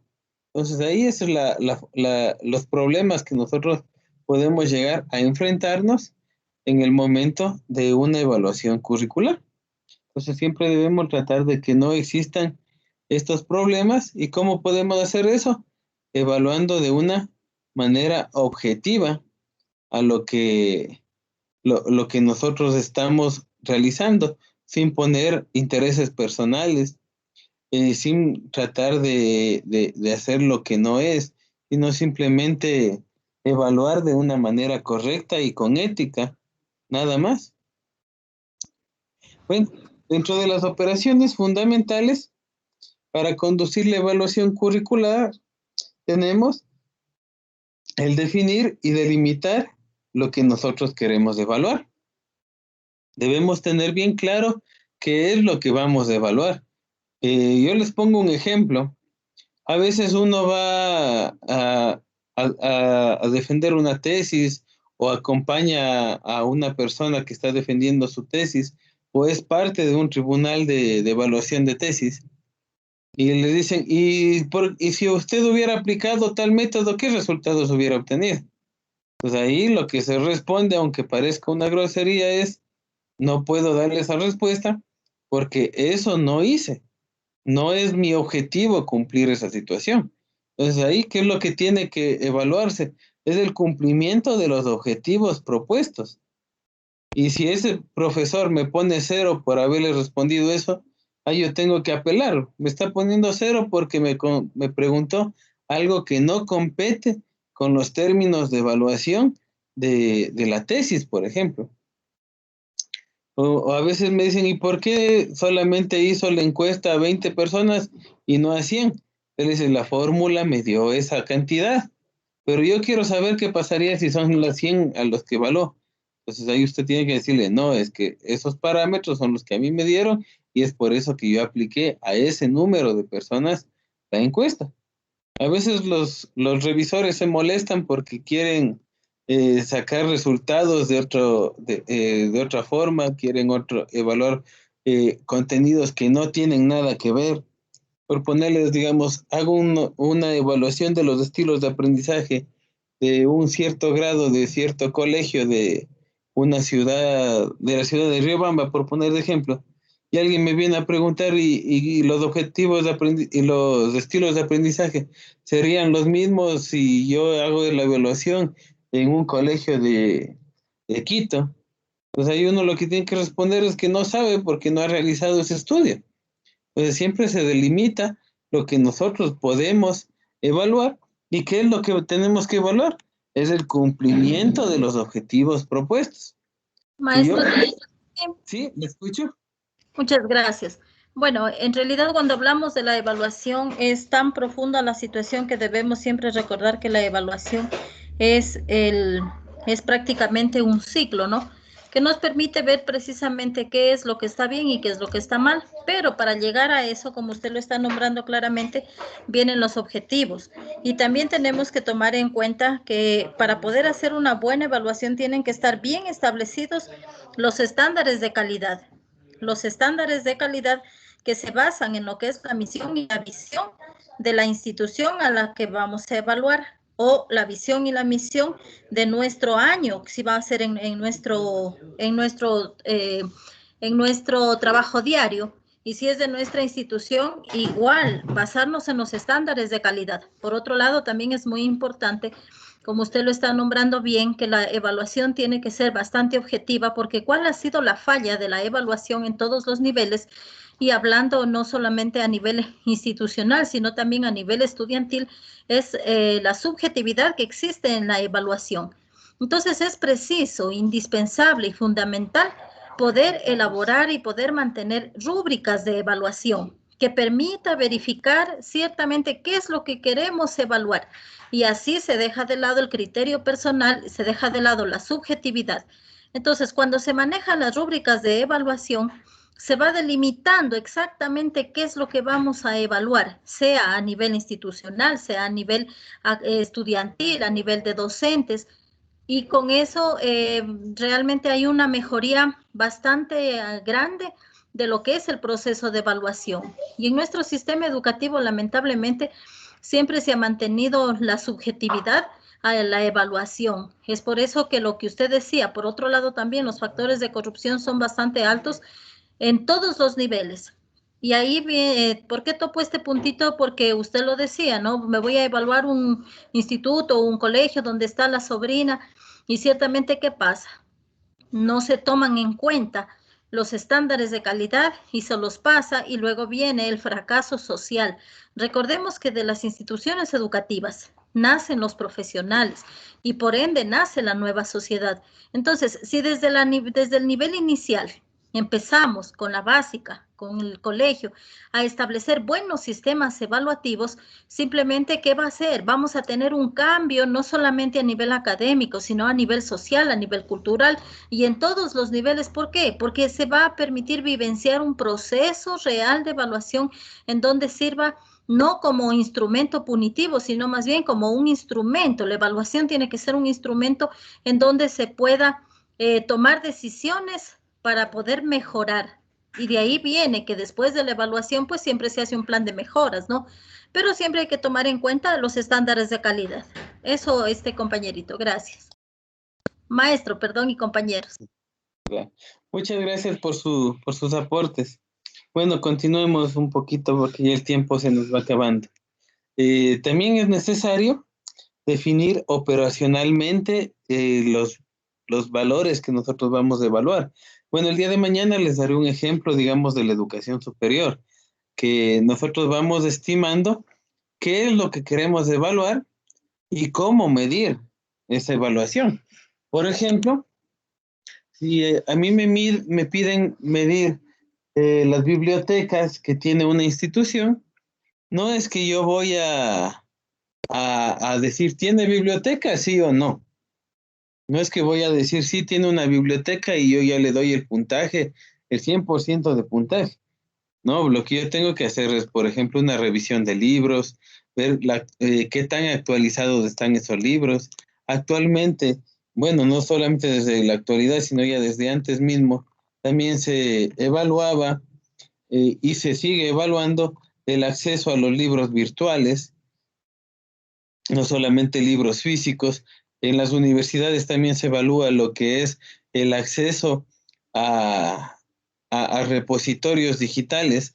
¿Qué son los repositorios? Es donde tienen la información de los artículos científicos a nivel mundial, los artículos que podemos tener en el área de Scopus, en el área de SSI Hub, de Spinger y de todas esas ramas, ¿no es cierto? Pues ahí eso es lo que también se evalúa, no solamente decir, sí, sí tiene biblioteca, pero ¿y de la biblioteca cuántos libros en realidad sirven para las materias que yo oferto, para las carreras que yo estoy dando, para la cantidad de estudiantes que yo tengo? Por ejemplo, también otro término que se evalúa en la parte de bibliotecas es cuántos libros tengo del mismo para cuántas cantidad, según la cantidad de estudiantes que yo tengo de esa materia. Por ejemplo, les digo, en matemática básica, que son de las materias que más alumnos saben tener en las facultades de ingeniería, digamos, tengo unos 50 alumnos y tengo 3 cursos de 50, 150 estudiantes, y tengo un solo libro. ¿Qué pasaría si yo les mando un deber a consultar? Va un estudiante, se llevó el libro y ya, los estudiantes se quedaron sin material de consulta a los demás compañeros. Y tal vez ese compañero pueda prestarle para que saque copias de lo que necesita a uno, a dos, a tres, unos 10 o a todo su curso. Y los demás cursos, ¿cómo obtienen el material? Es por eso que dentro de eso el CA se solicita que exista un número determinado de libros por cada número de estudiantes determinado. Entonces ahí vamos operacionalizando nuestras variables, vamos dando los indicadores que nosotros vamos a evaluar, vamos determinando cómo vamos a evaluar, porque sería muy subjetivo de mi parte poner, ¿tiene biblioteca? Y me enseña en un cuarto de 1 metro por 2 metros con unos 10 libros, una estantería y ya, me dicen que sí, sí tengo biblioteca.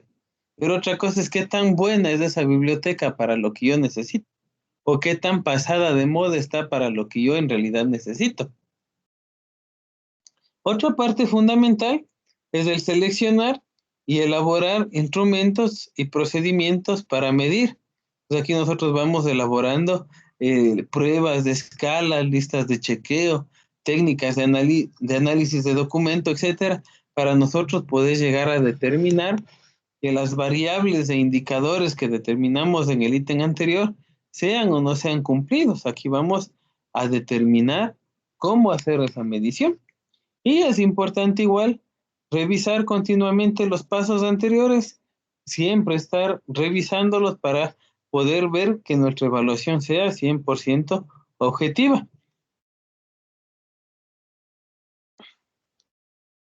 De manera general, nosotros podemos decir que existe la evaluación formativa, la evaluación sumativa, lo que conversábamos hace un rato, el par académico interno, el par académico externo, y que debe tener coherencia, vigencia, pertinencia, consistencia y debe tener definidos sus recursos para poder realizar una evaluación. Las funciones de la evaluación es poder diagnosticar, poder verificar las hipótesis que nosotros tenemos respecto a lo que nosotros queremos evaluar. También debe ser la evaluación un ente orientador, ya que debe tratar de dar a conocer qué es lo que tiene que llegar a ser una carrera. O sea, en este sentido, si yo tengo el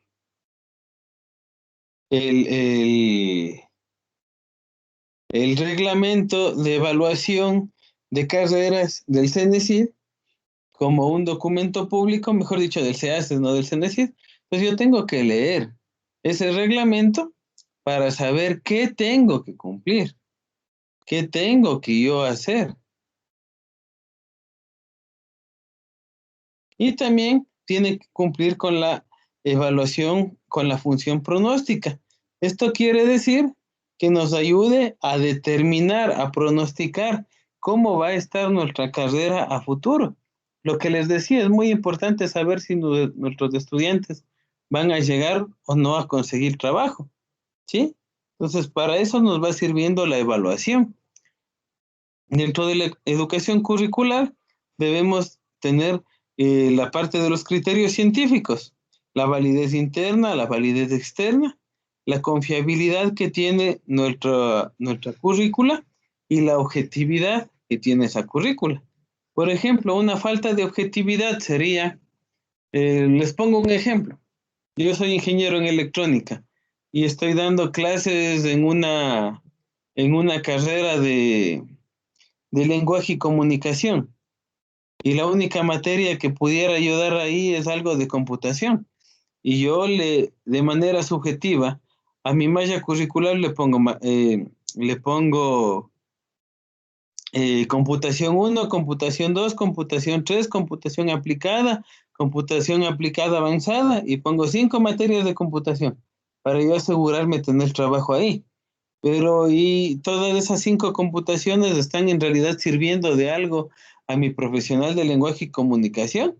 ¿O solamente con una computación general y una computación aplicada yo ya puedo satisfacer todos los conocimientos que necesita tener ese profesional, verdad? Pues en ese sentido debemos ser igual objetivos en el momento de tener nuestro diseño curricular y aplicar todo lo que hemos visto para que tenga una validez tanto interna como externa y que sea 100% confiable. Y también tenemos los criterios prácticos, que debe ser relevante, que debe ser importante, que estén delimitados los alcances, que debe estar determinados las oportunidades que van a tener al poder utilizar esto, la disponibilidad y la prudencia de nuestra parte curricular, ¿sí? Bueno, tal vez alguien tiene alguna duda y el día de mañana continuamos con el resto de la parte de evaluación curricular, ya tratando de enfocarnos a ejemplos y dando las fases que va teniendo la evaluación curricular. ¿Alguien alguna duda? O si no, ya les dejo para que puedan contactarse de lo que estaban queriendo enviarse alguna información entre ustedes. Máster, no, todo está muy bien, pero verá, haciendo así un análisis cortito, en nuestro país se ve que la educación es la más mal pagada. Por eso es que existe todo este tipo de revanchismos entre docentes, en las evaluaciones mismo. Pues cuando se trata de evaluar a un docente, le ponen la calificación más baja en realidad. Y por más que sea buen docente, que sea prácticamente un artista, un acróbata del aula, para impartir conocimiento, para que le sirva para la vida, pero en realidad la educación es la más mal pagada. Bueno, yo lo digo en el sentido de que sí molesta, por ejemplo, de ver cómo la profesión de las profesiones, o sea, ser educador no es cualquier cosa, pues es la mamá de las profesiones. Todos hemos pasado por manos de un educador. Imagínense, y tenemos tremendos puestos por ahí que ganan más. Un agente civil de tránsito nomás. Imagínense cuánto gana en su sueldo y más las coimas y más. Entonces eso es necesario que se regule algún momento para que no exista este tipo pues de situaciones que se vienen dando y que lo único que hace es al docente dejarle de lado, porque el docente no es que termina sus clases virtuales y ya se fue a descansar. No, si yo todavía tengo, ahorita todavía estoy calificando, las mamitas, papitos están enviando por WhatsApp las tareas, mire, y si uno no les califica, ya mañana está el informe, ya está tal vez con un juicio administrativo en el distrito. Entonces, todas esas cosas hay que ver, doctor, también. Y bueno, esperando que algún día cambie, doctor Carlos, ¿no? Algún día cambie. Esperemos que ya se pueda aplicar la nueva ley de educación que está y los nuevos sueldos sean los que lleguen a reinar en sus cuentas, lleguen a dar esa mayor tranquilidad para que el docente se sienta más relajado en el sentido de que le están pagando mejor económicamente. Y también en el sentido, hablemos espiritual, filosófico de la palabra, que la gente también pague bien a sus docentes en darles el reconocimiento que se merecen, ya que no es simplemente sentarse a dar una clase y se acabó, sino es muchas horas de preparación, muchas horas de evaluación, muchas horas de corregir exámenes y todo eso. Y esperemos que también la sociedad ecuatoriana llegue a reconocer la gran importancia que tenemos los docentes a nivel tanto nacional como internacional. Con eso creo que ya finalizamos el día de hoy. Y espero que tengan una buena noche. Nos vemos el día de mañana para acabar esta parte de lo que es la evaluación curricular. Y les dejo para que se pongan de acuerdo de lo que deseaban contactarse para enviarse cierta información. Que tengan todos una muy buena noche. Gracias, Magister. Buenas noches. Buenas noches, Máster. Gracias, Máster. Muchas gracias. Que todos tengan una bonita noche. Hasta mañana.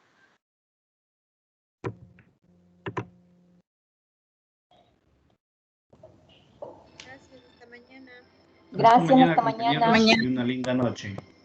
Hasta mañana, jóvenes, cuídense mucho, disfruten de la vida, piensen positivo, el COVID ya termina, tranquilos. Hasta mañana, buenas Gracias. Hasta mañana, gracias.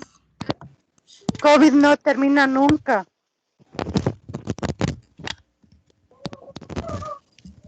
Hasta mañana. Buenas noches. No sé si se encuentra la compañera que estaba para agregarnos o que nos envíe el enlace, por favor. ¿Le puedo dictar mi número de teléfono? Dígame su número y ahí va a salir yo. A ver, el 095 Leí esta clase porque 92 32 048, por favor. Patricia Mena. Solo no quiero perjudicarte. ¿Para qué es ese grupo, compañerita? Perdone la curiosidad, ando media desfasada, creo. No, solamente es para enviar el enlace, que no podían ingresar a la plataforma para enviar la actividad del PCA y del PUD. ¿Esa no era hasta ayer? Sí, pero dijo que va a habilitar porque algunos no han podido ingresar. Compañeros, una duda. En cuanto a la plataforma, para este jueves es lo que ya tenemos que tener subido al Moodle, el PCA y el PUD, la primera unidad. Eso es lo que ya tocaba subir.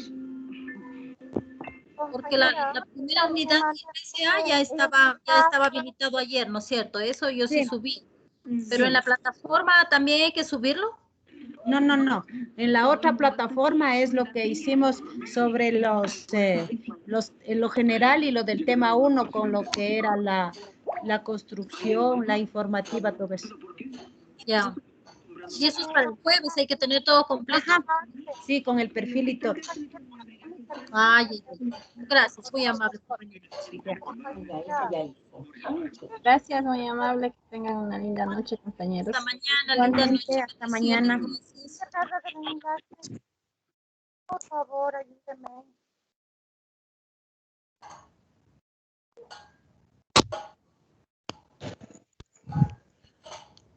¿Quién está encargado del enlace?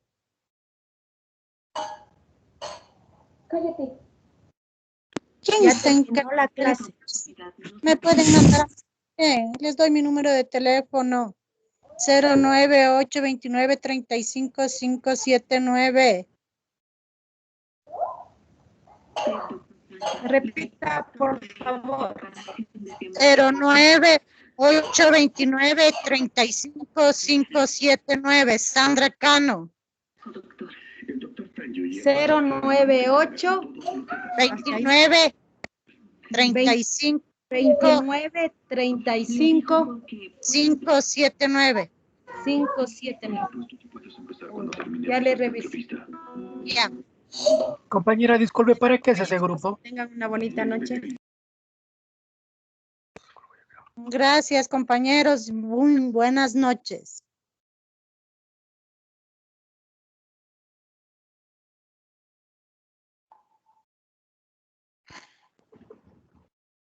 Que pasen una bonita noche, compañeros.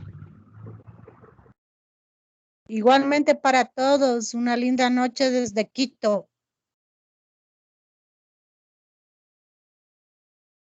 Desde Huaquillas, una bonita noche.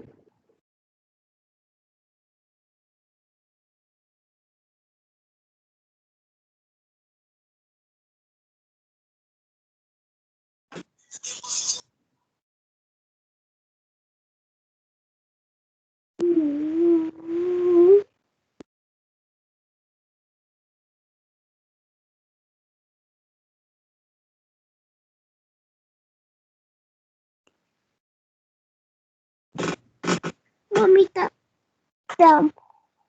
Buenas noches, compañeros. Por favor, disculpen una consulta. La tarea que se debió realizar hasta la semana anterior era solamente de llenar con los recursos en el tema 1, tema 2. Por favor, ¿me pueden poner en contexto? Muchas gracias.